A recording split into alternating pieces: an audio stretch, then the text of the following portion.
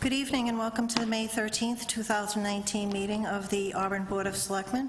In accordance with open meeting law, I'd like to announce that this meeting is being recorded and ask if there's anyone in the audience also recording. Seeing none, could we rise for the Pledge of Allegiance, please? I pledge allegiance to the flag of the United States of America and to the republic for which it stands, one nation, under God, indivisible, with liberty and justice for all.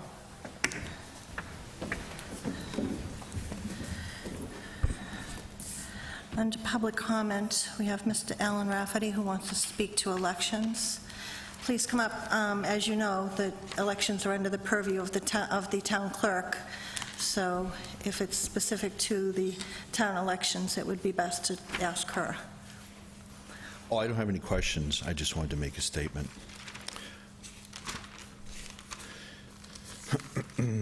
Good evening. Thank you for letting me speak tonight. Before I begin, I just wanted to say I'd like to express my sympathies to the family and friends of Ann Weston, who recently passed away. She was a tireless and long-term member of the Conservation Commission. I don't think we'll ever find anyone again who is so committed to the role that she had and the one that she played in the town. I want to speak just briefly tonight to the state of democracy in the town of Auburn. I checked the town's clerk's web page recently, and I discovered that in the town meeting races, we have 5 precincts. 8 positions are open in each precinct. This year, there's only one precinct that actually has 8 people running for 8 positions. In the other 4 precincts, there aren't enough people running for those positions. They are down 1 or 2 candidates. I've lived in the town for a couple of decades now, and I remember a time when you'd have 16 people running for 8 positions. So why is this happening? In addition, the rest of the races that are happening in the town, there's only one competitive race, and that is for the Board of Selectmen. None of the other races are competitive. There's enough people running for each position. So technically, you wouldn't even have to vote for any of them, and they would get elected.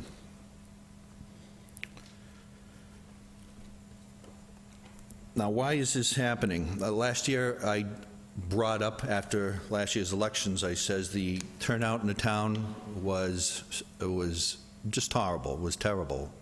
Auburn was not doing very well in turnout. And what could we do about it? Since then, I've paid attention. I haven't seen any effort to promote people running for office or people that turn out for the election. Whatever effort you made, I didn't see any of it. And I read the Telegram and Gazette. I read the websites of the town almost every night to see what's going on. Is it because everything is hunky-dory in the town of Auburn? Is that what it is? Or is it just too difficult to run for office? Or do people feel there's nothing they really can do about it, so let's not bother going? I attended town meeting, and in town meeting, when they brought up the budget and they asked people to put holds on any of the account items that they wanted to discuss, not a single hold was put on any of them. In the past, you'd have maybe at least a dozen people who wanted to talk about it, but town meeting members just sat there and basically said, no, it's fine with us. Everything you tell us is just hunky-dory. So my question is, what is going on in the town of Auburn? Is everything just hunky-dory, or is democracy dead in the town of Auburn? Thank you. Mr. Rafferty. We have no public hearings or presentations, no communications. Under Board of Selectmen general items, we have Sheldon's Harley Davidson. Is there someone there for that? Okay, if you can come up, please.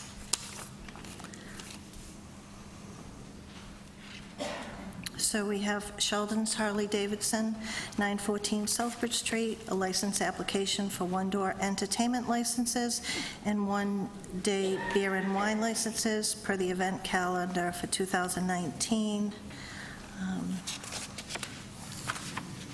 Good evening. If you could just give your name for the record, please. Hi, good evening. My name is Geraldine Scavera. And are you the one that's participated through the process of this, including going to DCG? Yes, ma'am. Board members have questions.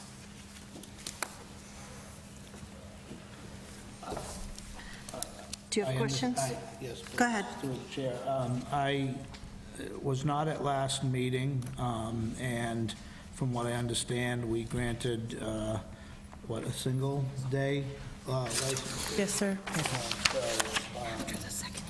Haven't seen the minutes, so I was just wondering, were there any issues as far as why we went with one day, or because we did the one and now we're looking at 8 more? So I just wanted to know what the discussion was. Through the chair, and I would turn to the members of the board also, but I'll try to summarize. The last time we were here, there were only 3 members of the board. So the chair at the time had notified the applicant that under the charter, to get a vote of approval when 3 members are here, you need a unanimous vote of the 3 members. So rather than taking a risk that the 3 members may or may not approve the entire calendar, the board decided to approve one event, which would get them through until this meeting, and then do the remaining at this meeting. That was also done last year. And at that point, last year, it was done to determine if there were going to be any problems or had there been any problems when the first meeting was, when the first event was approved. So it was really a matter where there were only 3 members approve the event that was coming up between the last meeting and this meeting, and then take the rest of it when hopefully there would be a full board. Is that, summarize it, Mr. Hold for Carpenter? one moment. So I do want to make you aware that we are short 1 member tonight, so you would still need 3 of the 4 of us to vote in favor. Do you want to move forward? Yes, ma'am. Mr. Berthium, did you have something? Just so, it looks like there was an event on 4/22 through 4/26, and I assume that went off without a hitch. Were there any reports back to our police, fire, or anything like that? I am not aware of any. Not aware of that. 4/20 was our safety Saturday. Police and fire were there. It went off great except for rain. And then 4/26 got rained out, and we didn't have a permit for it, I don't think, anyway, so. Did you have live music at? No. I don't think so, yeah.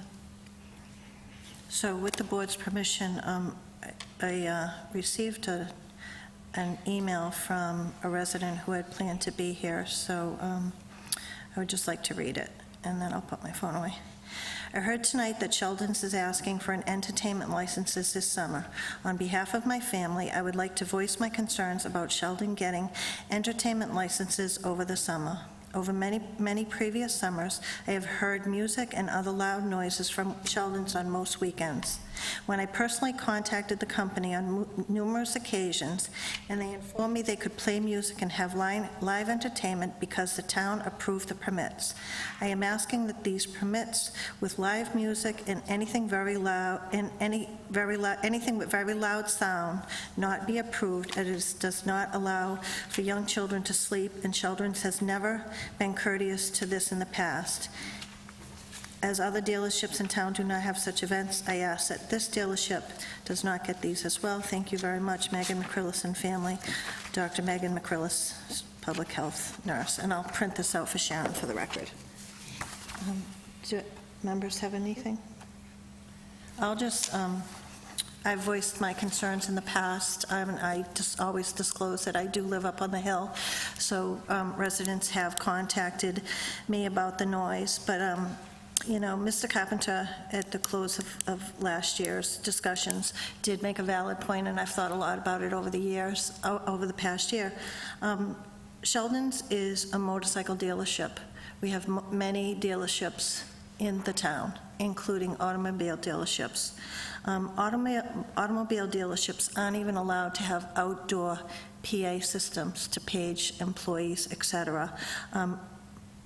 My concern is that we're treating an automobile dealership differently than we are auto dealerships, and we're setting a very bad precedent. This is not a restaurant, a place of entertainment. It's a dealership, so I will not be supporting it. Anyone else? Any other comments? Mr. I'd Berthium? just make a comment that, being, having owned a motorcycle before and going to events at motorcycle dealerships, and I'm not sure about car dealerships, but, this type of thing does go on. And, basically, I think that we've tried to wean down the end times on things. We've tried to, work with Sheldon's. We would ask that, if it's, if I were to approve this tonight,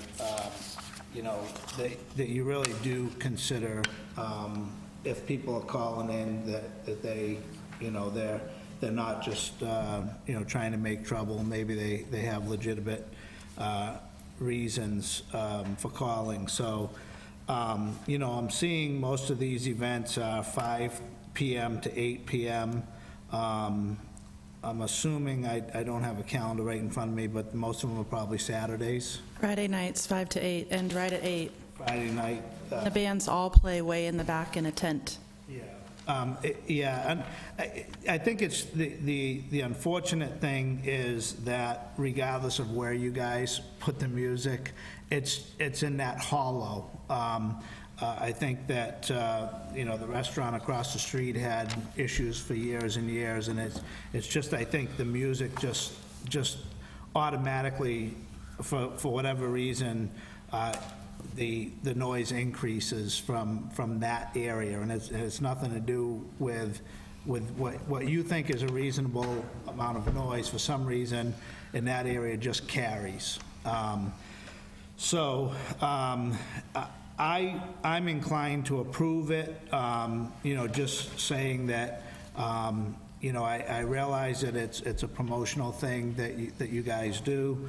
I just, would hope that you continue to, be respectful of the people that are in the neighborhood. And if somebody is calling and they say that, the music is just ridiculous, that they should be able to hear you turn it down, okay? That would be my one comment through the whole thing. Other than that, I would approve, or I will make a motion to approve the dates, with that condition. Okay, thank you. Is there a second? I'll second. We're still under discussion. Is there further discussion? Mr. Carpenter? I would be inclined to attempt to give you at least 2 dates, see how they continue to go. I personally didn't get any complaints, but you said the April one was rained out. So that's probably why my phone didn't ring, thankfully. And I would be willing to give you the 2 dates in May, see how it goes. And I know you've reduced the amount of events you've had from years past, but I do notice in May and June, they're kind of back to back. So whereas July, August, and September, you're backing off to just one. We only have one in May and one in June. I don't have 2 musics in May. We have 5/17 and 5/22. 522 is a fashion show. Yeah. No, that was canceled. Okay. So 522 is canceled? Correct. So you just have 5/17. Any other dates that, 6/21 would be our next music event. 6/21, so the Father's Day event will be no music? Correct. Okay. If I could just ask, with the board's permission, this audio recording was made on one of the nights from a home up on the hill, and I just want you to understand what the residents are listening to.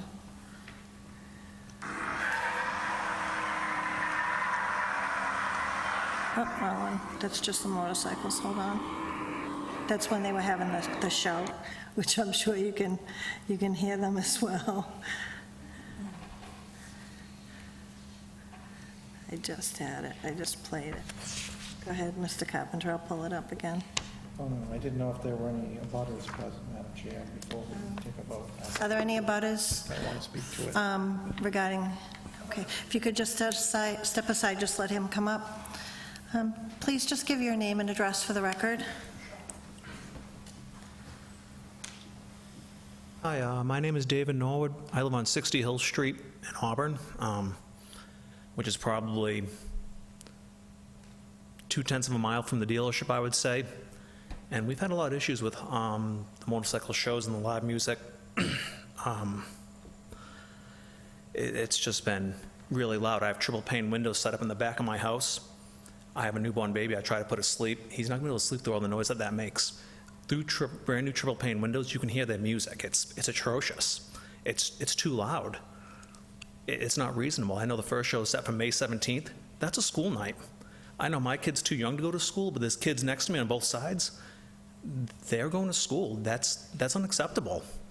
Could they do the music indoors possibly? Is that an option that we could do with closed doors to buffer the sound, like the bar down the street does? I mean, that's one thought I had that might work for everyone here. That's all I have. Thank you. Is there anything else? Mr. Berthium? May 17th is a Friday night.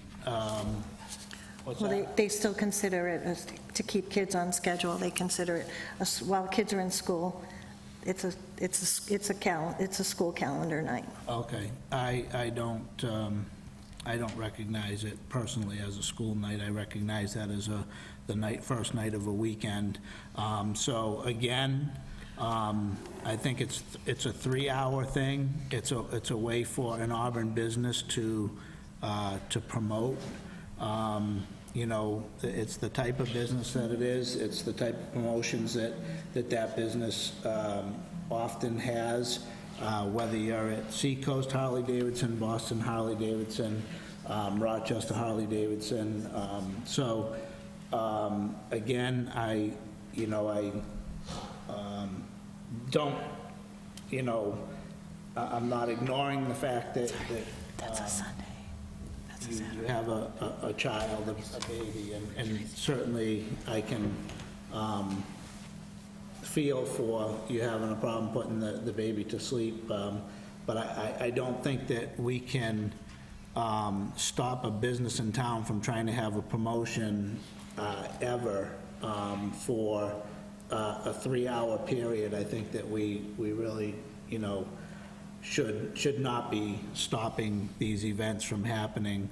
I will amend my motion to either just the 517 or the 517 and 621 events, which are the next 2 music events, if that would please the board. But I do think that we should not try to halt this altogether. Like I say, it is unfortunate that it's a hollow and music carries, and I do hope that Sheldons will be considerate of people in the area. So if they do complain and that you're 0.2 of a mile away and the music is blaring, that you would be able to, if you called, hear a decrease in the music. And then, obviously, we can address it if there's further issues. So, Mr. Berthium, can you give me those dates on your motion again, please? that would be Friday, 5/17, and Friday, 6/21. Are you including the Saturday, 6/16, or is that a separate motion? We were told that the 6/16 is we can include the outdoor license, but we were told that that's a no music event. Okay, So we could include that. So we're on the outdoor entertainment right now. The motion is for the outdoor entertainment license for 5/17 and 5/21. Mr. Carpenter. Madam Chair, if I can... I'm sorry, 6/21, I misspoke. The resident asked, can you put the music indoors Is that something that Sheldon's can do to prevent? There is a possibility. What I will do is monitor this first event's decimals with the band and make sure that it's not as loud as it has been in the past. It's in a tent with all sides tucked back in the back. We do have a large garage, like storage area that I can go back and talk about putting them in. I don't see why we couldn't. So that would push them into the inside of a building. And I'll just make you aware that at previous meetings, we have had residents come from the streets in the back where you're discussing. We haven't heard from just people on the hill. We've heard from people on the back street. Again, families with young children. Mr. Carpenter? I guess I would like to restrict the playing of music to indoors. That seems like a reasonable ask, and if you can accomplish it, that's fine. Otherwise, I would not support music just because of the continuous issues. And obviously, we want you to be successful. You've been a very good business to the town, so we certainly don't want to inhibit your success, but we also have to think of we can talk about other dealerships in other towns, but the reality is Auburn's commercial districts always abut a neighborhood, and we have to be very sensitive to the neighbors because, there are actually people who live on the hill who actually lived there before Route 20 was what it is. So I know some people will say, well, but you bought knowing that it was there. Well, I don't necessarily buy that argument. People still have the right to enjoy their property and not have it constantly interrupted by any business, I would say. So I have a couple of questions on this, Mr. Carpenter. For clarification, would you consider a tent indoors? And if we are looking for an indoor entertainment license, and I have to consult with the manager, that requires a different type of license, correct? It's not, an outdoor, there are two different licenses, an outdoor entertainment license and an indoor entertainment license. So with your proposal, we would not be able to issue anything tonight. I'm just making you aware of that. If you're considering the tent enough cover for the sound, it's still an outdoor event, if that satisfies you, but... Let's try it, let's see, and... Are you saying that it's going to be in an indoor tent with four sides? No, where we've always had it and where it has been placed in the past is a large outdoor tent with sides. If you want us to go indoors, right behind the tent, there's a large storage area. It's like a large part of our building that's a garage that we could potentially put a band there, and I think that's a great idea. We've never done it in the past. We've never had to do it in the past. We've never been asked to do that in the past. So honestly, I think it's a great idea. So just for clarification, what he's considering indoors would be your outdoor tent, but it has four sides to it. Am I correct? Correct. Your proposal is currently a tent outdoors, but it has four sides to it. Correct. So it gives the appearance of being indoors. Okay, if you want to call that indoors. Is that clarify it? Through the chair, I would just, if I may, I just want to make sure, we may have to just have that tent inspected by the building commissioner for safety purposes, which would happen anyway. All tents are, regardless. correct? All tents are, so that would have to happen anyway. And yes, and if it's indoor, which it's not going to be, because that's a different license. But if the board considers indoor in the future, that is a different, not only is it a different application, but it's also different safety issues that have to be looked at as far as capacity, safety issues, egress, number of people in the building, things like that. So the motion right now is a motion to approve a license for May 17th and June 21st for an outdoor entertainment license that would include music being played in a tent with four sides. Is there further discussion? Mr. Carpenter? I would also make sure that, I know that we added this to the last meeting, which I know you weren't at, but that beer can only be sold in the tent that is identified as the beer tent. People can't be Yeah. walking around.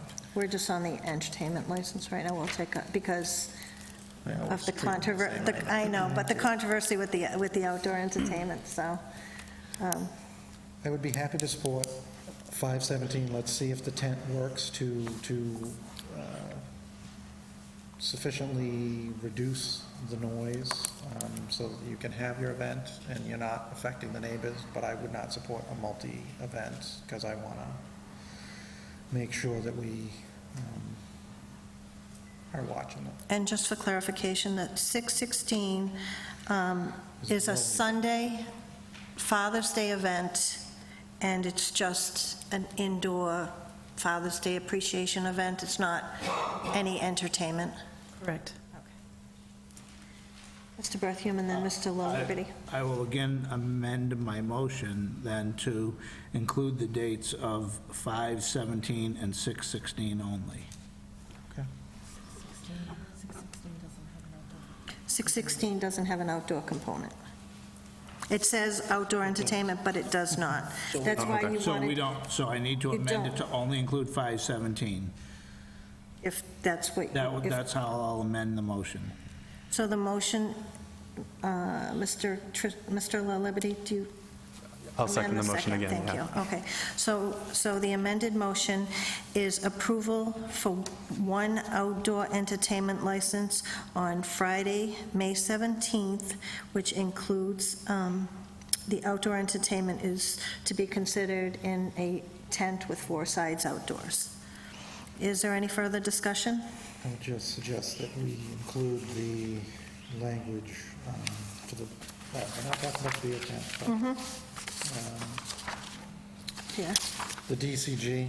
Okay, comments. that's, We usually, that's here. yeah, You want me to read the whole, please. did you say please? Yes, please.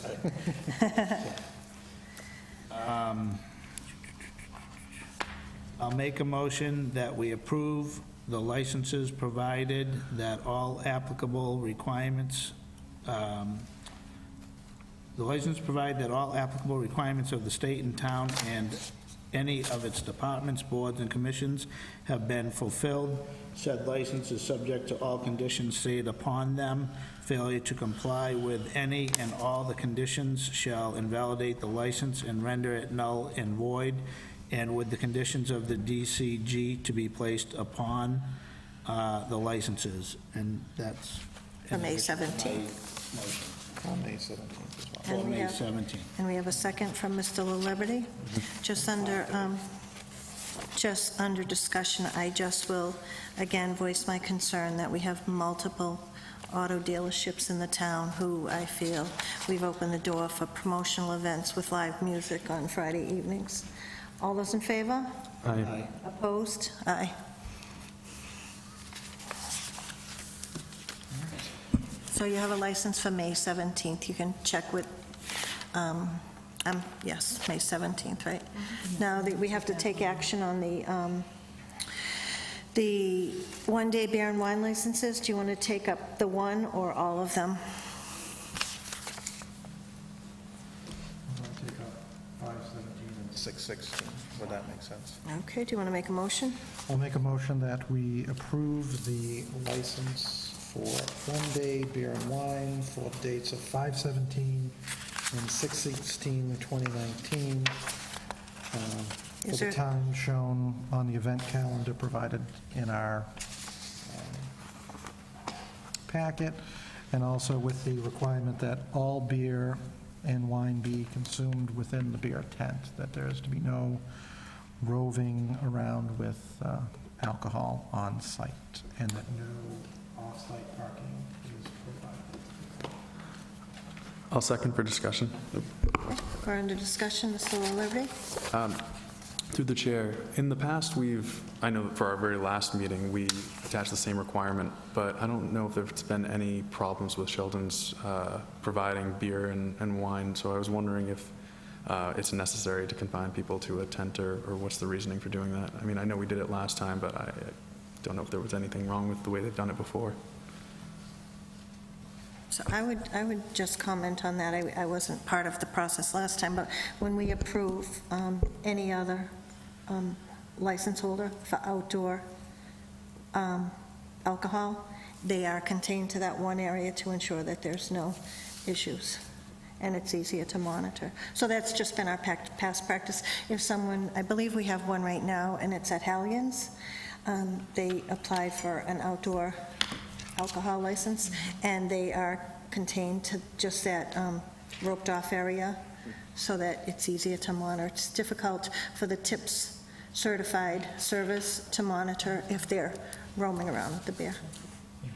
And I would just add, having visited Sheldon's during one of the events, there are a lot of families here, a lot of underage people, so I certainly, in addition to the past practice, I just think it's good practice to make sure that we know where alcohol is moving and how it's being consumed and by whom.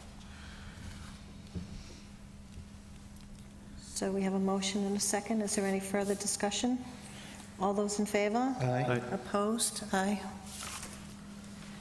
Is there a motion to continue the remainder of the request to our meeting on June 10th? So moved. Second. All those in favor? Aye. Any opposed? So voted. You can contact the office in the morning to get the specifics about the license. Thank you very much. Moving on, we have a secondhand license for Tom's Collectibles at 825 Washington Street. Is there a representative? Okay, if you can come up to the microphone, please give your name and address for the Yeah. record. My name is Thomas Cavallari. I live at 58 May Lane here in town. Okay. It's 807 Washington Street, actually. I think it's 25, but the application says 807. Okay.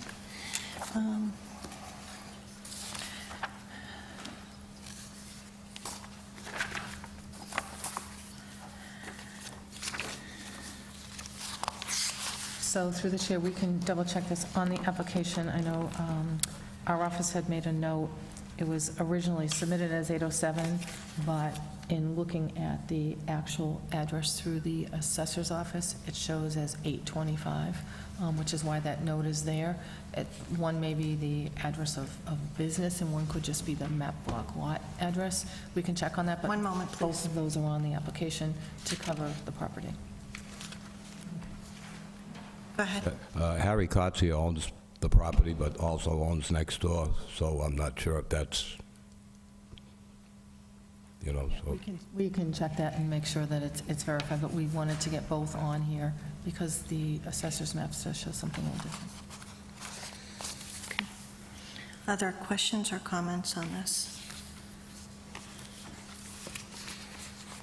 I guess my question is, should we approve it not knowing what the address is? Through the chair, I think you could do that conditional upon the confirmation of the correct legal address. Since we're showing two, we will verify that with the assessor. I know in the past that occasionally when parcels are owned by the same person, the land use system combines them, so maybe that's why. Correct. I believe it's probably something to that effect. So we adopted the policy, I want to say about 3 years ago regarding secondhand licenses, and there was an issue in town with secondhand shops taking in, there were a lot of house breaks taken in stolen property, and we just recently became aware that you didn't have the license. I know you've been operating for many, many years, but if the board approves this license, which there doesn't seem to be any concern, this would authorize the Auburn Police to just check your records to be sure. We're not saying that you are, but that by having this license, you're authorizing them to come in, check your inventory, just like they do to any other secondhand shop, to ensure that people who are looking to get rid of some stolen items aren't hitting our local secondhand shops. Yep, I understand, yep. Thank you. Is there anything else? Are there any abutters here? Seeing none, is there a motion? Make a motion that we approve the license, provided that all applicable requirements of the state and town and neighbors, departments, boards, and commissions have been fulfilled. Said license is subject to all conditions stated upon it, fail to comply with any and all. The condition shall invalidate the license and render it null and void, and with the conditions of the DCG to be placed on the license, with the extra caveat that we will, that the office will verify the address before issuing the license. Okay, is there a second? Second? Any further discussion? All those in favor? Aye. Any opposed? Thank you. Thanks for coming in. I'll entertain a motion to move up agenda item 6A, request from the police department to declare surplus equipment. So moved. Second. All those in favor? Aye. Any opposed? So voted. I don't have a copy of the letter. Sharon, do you have a copy of the letter? Good evening. Hi, good evening. Sergeant Greg Wildman from the Auburn Police Department. Would you like me to read the letter, or if you have a copy, did you want to ask any questions? Did everyone get a copy of the letter from the chief? No, we have the letter in front of us, so it's pretty standard. You have two cruises to be declared surplus, Yes, ma'am. and dispose of them the way you have always in the past. Correct. The Highway Department usually participates in a auction. Do you have any questions, comments? Thank you for waiting. No problem. I'll make a motion that we approve the request to declare the two vehicles as outlined in the letter from the police chief dated, refresh my memory, Dated 5/9. 5/9/19, and to follow the normal process. Is there a second? Second. Any discussion? All those in favor? Aye. Any opposed? So voted. Thanks for coming Okay. in. Thank you very much for your time. I'll entertain a motion to move up agenda item, Board of Selectmen 6B. items. I was thinking more the solid 5E. waste, because Darlene is here. I'll make So a that, motion we move up item 5. what number did you go with? I'm sorry. 5E. I'm sorry. 5E, yep. 5E, discussion and vote on the increase in solid waste fees. All those in favor? Any opposed, so voted. Can you come up, Darlene, and sit up here so we can hear you better? And I just want to, for the record, note that a representative from the Telegram is here, and he is making an audio recording. Good evening. Good evening. Just identify yourself for the record, please. Of course. Darlene Coyle, Director of Development and Inspectional Services, and Virginia Marchant, Chair of the Solid Waste Advisory Committee. Thank you so much. Go ahead, Mrs. Coyle. thank you very much for allowing us to come tonight. So at the last Board of Selectmen meeting, we came to identify that the solid waste fee increase proposal was being presented to the board. I have been working with the Solid Waste Advisory Committee for some time now, and the fees come to our attention over the recent past, that the solid waste fees are not covering the cost for the service. There's been a number of things that have happened over the past year and a half in the solid waste industry, and the committee has taken a look at the fees, and we've also spoken with the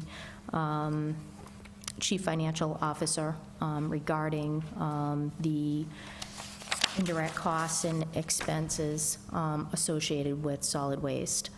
So working with the committee and looking at surrounding towns and expenses, we have come up with a solid waste increase proposal before you for what we're hoping is something that we would like to look at on a regular basis, an annual basis, to make sure that costs are keeping up with what the service fees are. It's been some time since the fees were last raised. It's been approximately about 6 years. So we wanted to let the public know it's been several years since that has happened, so that has been a good thing. However, with the very dynamic changes that are happening in solid waste and recycling, processing costs, and the service fees are something that we need to take a look at. Questions? Mr. Carpenter, then Mr. Berthium. If I can, through the chair, just ask Mrs. Coyle just to explain who would be eligible for a small total, which is the lowest increase that we currently show. Can you just explain that just for people? I know I didn't know, so Sure. it's good information to have out there. Thank you very much. So on the solid waste increase proposal, there are different categories, if you will. So we have different size toters. We have a small toter, 35-gallon toter, and we have a large toter, 64-gallon toter, and then we have a 96-gallon and a 35-gallon for the recycling toters. And then we also have multifamily costs, 2, 3, and 4 families. When the Solid Waste Advisory Committee was looking at what the increase in cost in order to cover the deficit, we also wanted to keep in mind that any increase in cost is always something that can cause some concerns for residents. And we thought that the small toter cost, that fee is small, or smaller than, as small as the committee could propose. So that increase is $5 per year, and the increase in cost for the large toter service is $25 a year. And the thinking on that was a lot of the customers for the small toter are going to be people that may be single or living alone, or are elderly residents, and any increase in cost is going to have a big impact on their budget. So the committee was very mindful of that, and we had many different versions of what the increases would be, and this was an increase that we thought may also allow some people to take a look at what they have for trash and what they're putting out. If somebody has a large toter service that they're not generating a lot of trash and they're not filling that toter, the idea is perhaps somebody could go to a smaller toter and get a decrease in the fee. So although there are increases, if you were to go from a large service to a smaller toter service, then that might be a little bit easier for people to handle. Darlene, can you talk a little bit about the small toters and whether they're allowed to put out additional bags with the small toters? Sure. So with the small or the large toter, we do have blue overflow bags. I just say blue because that's the color of them. And those overflow bags are to be used by anybody that can't fit the trash, that has more trash than what they can fit in their toter. So whether it's a small toter or a large toter, if there's any overflow of trash, sometimes different times a year around holidays, or if you're having a party, you generate a little bit more trash than normal. You can get the blue bags. They're sold at 3 of the supermarkets. We have Shaw's, Park and Shop, and then the Price Chopper that's on the Worcester-Auburn line down by the old fair. And those stores sell the blue overflow bags. As you may recall, last year, we took a look at that pricing also, and we had an increase in those bags, and the hope was to get people to recognize that we're hoping people can take a look at what they're putting in their trash, and if there's items to be recycled, take those out.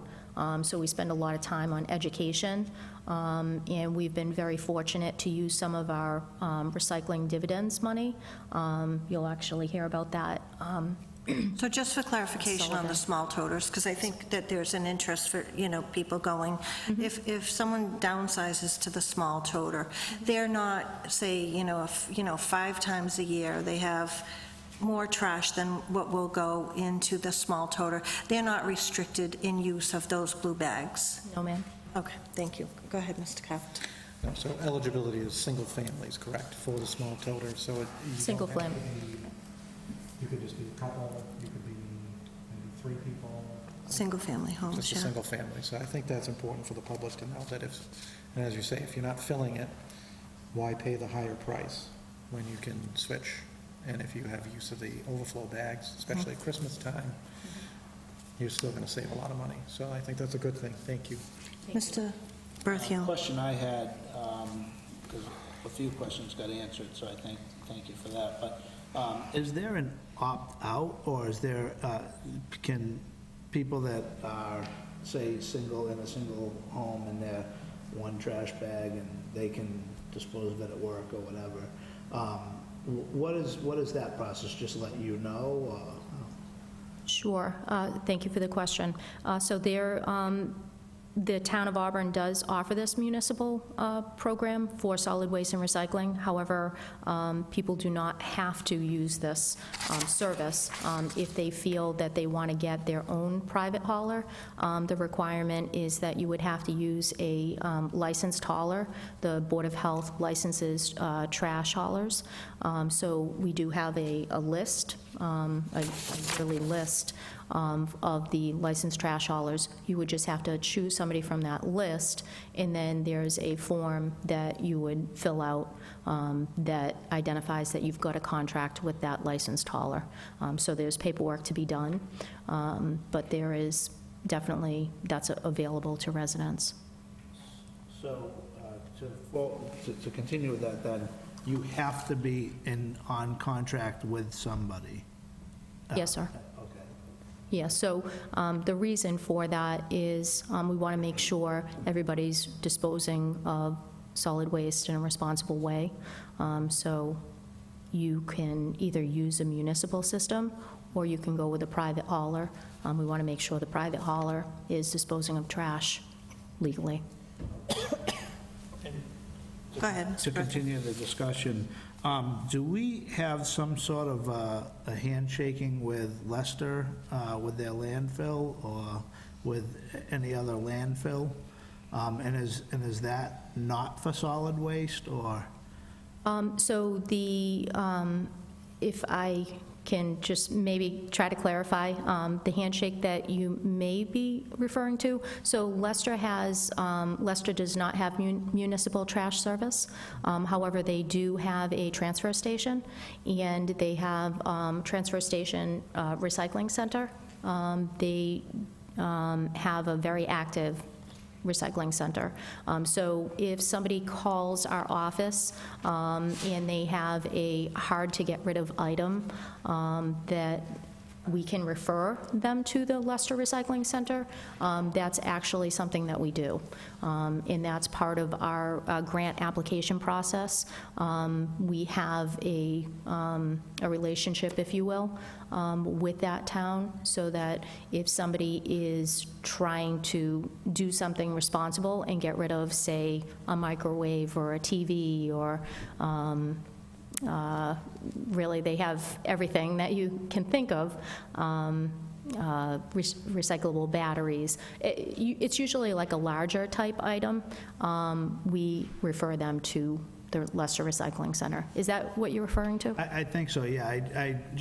I knew there was some sort of a way that we could utilize Leicester for something. I wasn't sure of the whole realm of.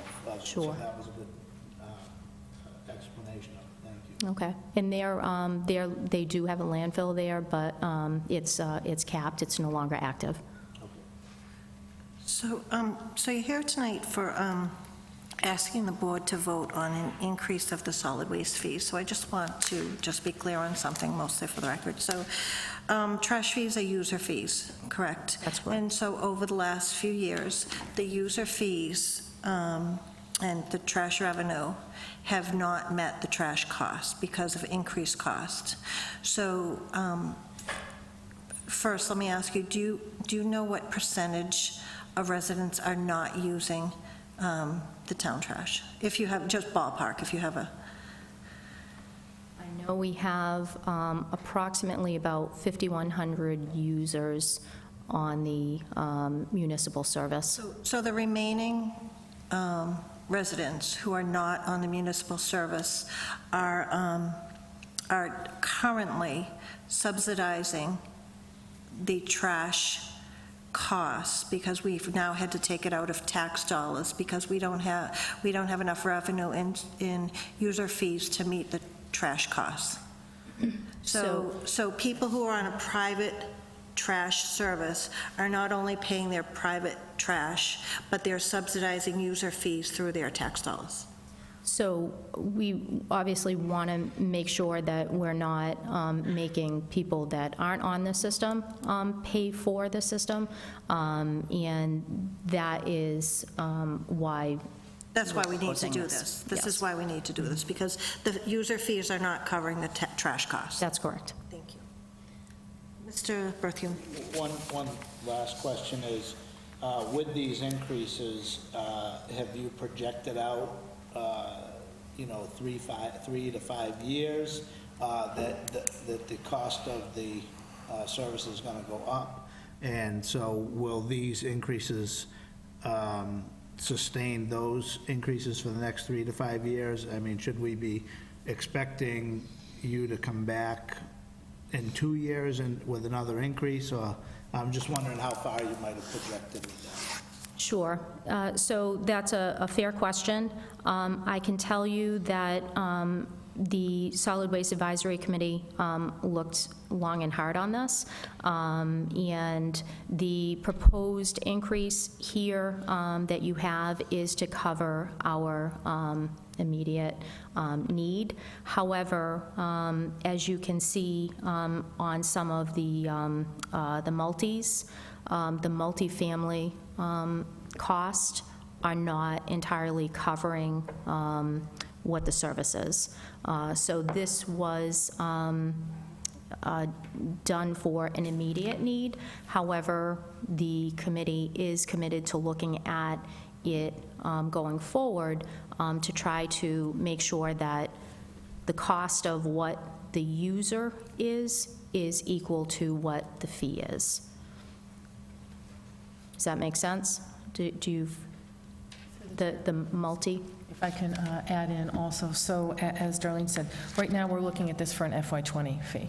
We fully anticipate having to come back in the next fiscal year, likely to have to change this because our contract with Republic will expire in a year. So until we know what those costs are going to be a year from now, we can't say that these will continue to cover our costs. This will cover us for FY20. We anticipate that there will be additional costs given what's happening in the global economy with regard to recycling and solid waste. And I think what Darlene is pointing out in the committee, I want to thank the committee because they did a great job on this. It's a difficult process to get through, but they analyzed it very carefully. And I think what you can see here, it's just an interesting part on your chart. Right now, if the single-family users, if the multifamily users were paying the same parity-wise as the single-family users, the multifamily users would pay, if there were two, it was a two-family, they'd pay 216 times 2 for a large toter.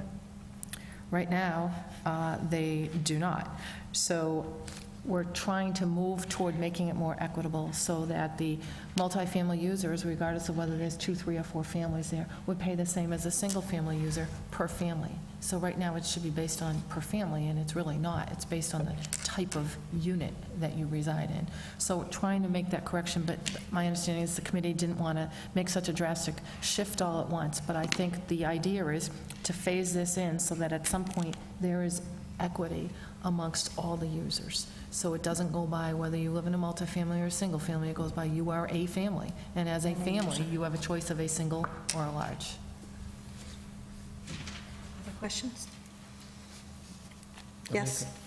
I just have Okay, a Mr. comment. Laliberte, It's not a go ahead. question. I was just going to repeat my comment from the last meeting, which is, again, thank you to Mr. Coyle and to the Solid Waste. I know there's some in the audience, too, for all the work that you put into this. And I know that it's pretty volatile and kind of determined with things going on internationally, so I know that it's hard to make predictions for the future. But thank you again for all the work that you put into it.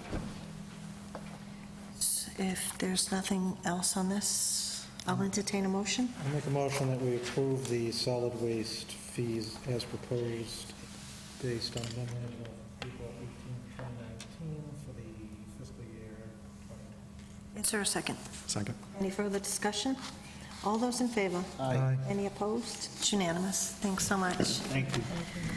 I'll entertain a motion to move up town manager and agenda item 6B. So moved. Is there a second? Second. All those in favor? Aye. Any opposed? So voted. So this is the vote to authorize the application for the Mass DEP Sustainable Materials Recovery Program grant and accept the funds.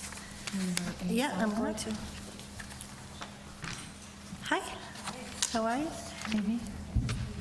Amy, we know who you are, but if you could just give your name for the record, Sure, please. Amy Sullivan, and I volunteer as the recycling coordinator. Very important, you volunteer, we thank you for that, everything you do. So there's a grant application. So you've heard the bad news, the recycling markets have changed, processing costs have increased. The good news is the state is still offering, or once again offering, grant money to municipalities to help with outreach and education. We've gotten money in the past. We're going to probably get more this year, hopefully. We've had some really good initiatives over the past year. We've done a lot of promotion of waste reduction measures and recycling, correct ways to recycle. We had Erica on board. So we will apply if we're approved to apply for the grant. We will continue with our education and outreach.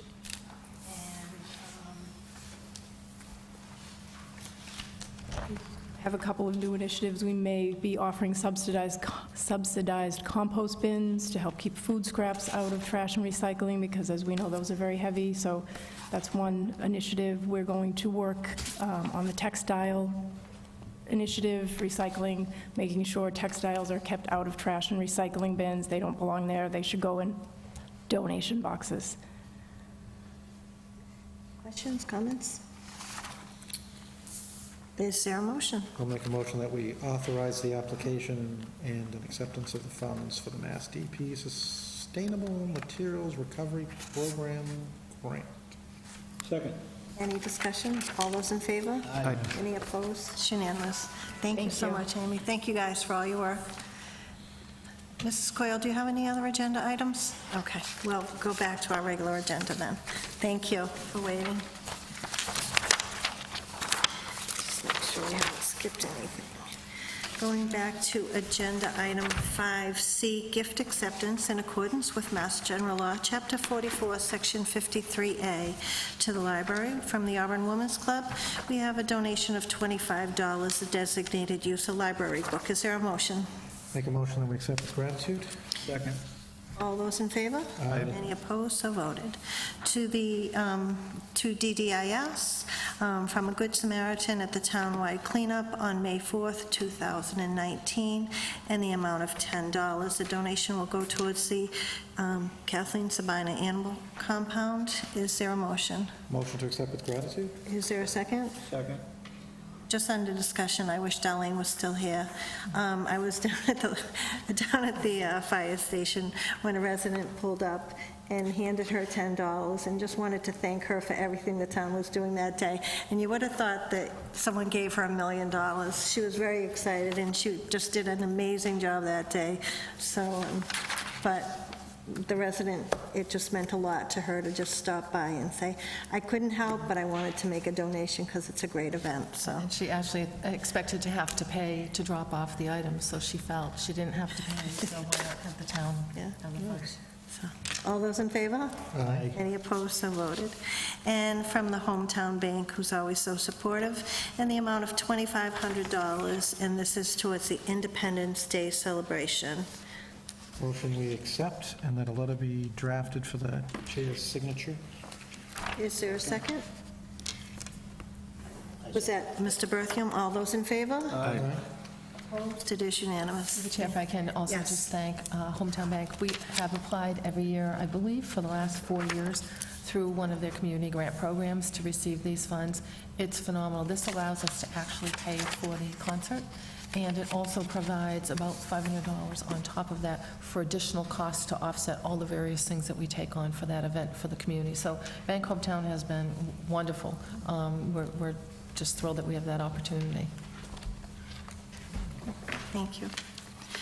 Moving on, proclamations and recognitions. We have a request for Girl Scout Silver Award recognition, and for those of you who don't know, this is a Girl Scout Silver is the highest award a girl can earn in Girl Scouts in grades 6 through 8, and then they move on to their high school years where they hopefully work towards a Girl Scout Gold. But we do have a young lady here in Auburn who has attained the Girl Scout Silver, Caitlin Sherman.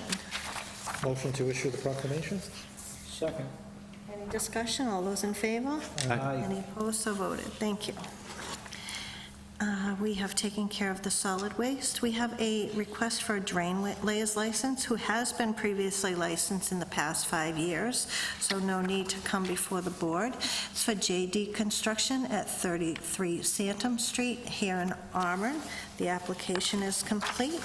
We have a memorandum from Mr. Jeff Mitchell on the application, all the required insurance documents. Do board members have any questions or comments? If not, I'll entertain a motion. I'll make a motion that we approve the license, provided that all applicable requirements of the state and town, canvas departments, boards, and commissions have been fulfilled. Said license is subject to all conditions stated upon it. Fail to comply with any and all conditions shall invalidate the license and render it null and void. Second. Second, Mr. Berthium, second. All those in favor? Aye. Opposed, so voted. We've taken care of the first, well, we've taken care of the town manager items. Do you have anything else? I do. Okay. Thank you. We have no tabled items. Under Board of Selectmen items, Mr. Liberty, you have this as an item. I know you had wanted to wait for a full board, and Mr. Holstrom was called away for work out of state. Do you want to continue it tonight or hold it? We can talk about it briefly. I go can just ahead. to explain it a little bit. I noticed that in the Mass Legislature, H720 is a bill that's been proposed, I think, by Harriet Chandler and co-sponsored by like 40 other House members to allow municipalities that adopt the bill to lower their municipal voting age to 16. A couple communities in Massachusetts have already taken votes by their, I guess that was a Board of Selectmen, and actually it might have just been Town Council in Northampton. I'm not familiar with their form of government there. But they voted to try to do it on their own, so has Cambridge, and I believe Somerville is also looking into it. So it's something that interested me. I wanted to bring it before the board, the full board, and currently the H720 is in the Joint Committee on Elections, or Election Rules right now, where it's being debated. I intended to write a letter of support for the bill, and I was hoping that we could bring this before our board. Other boards that have started to look towards this direction have sent in letters of support for the bill. So that's something that I wanted to know if there was any interest in exploring from the other members, if we could write a letter from the full board in support. This is something that has interested me because I know that when other places have dropped their voting age, they've noticed that people that are still in those civic education classes are actually more likely to vote than people in the 18 to 25-year-old range. And other studies have shown that the younger a person is when they first vote, the more likely they are to be a voter for life. And Auburn's been a leader in civic education. I mean, our We the People program has been outstanding for the last 6 years or 7 years or so. So I think we've been a leader in the field, and it's something that we should continue to support. So I wanted to bring it before the board and see if there was any interest in coming to something as a full board and saying that we support the legislation. And I wouldn't ask for a vote or anything tonight without a full board anyway, so. I'd like to look at it. I mean, I know some communities have already adopted it themselves, so maybe we can be ahead of the curve for a change and not behind the curve. So just for clarification, any communities that have adopted it, that's for local elections only? Right, it would be only for local elections, and so the communities that have adopted it are still waiting for, some communities have tried, and then the legislature denied them the ability to do so. Right. There are some communities that are still trying. There were, I think the one for Cambridge is still in the legislature now. And then this one, H720, which is the one that I'm talking about, would allow any community that wants to do it in the future instead of seeking special permission from the legislature. So, go ahead, Mr. Bertheum. I would just say, I have kind of mixed feelings on it right now.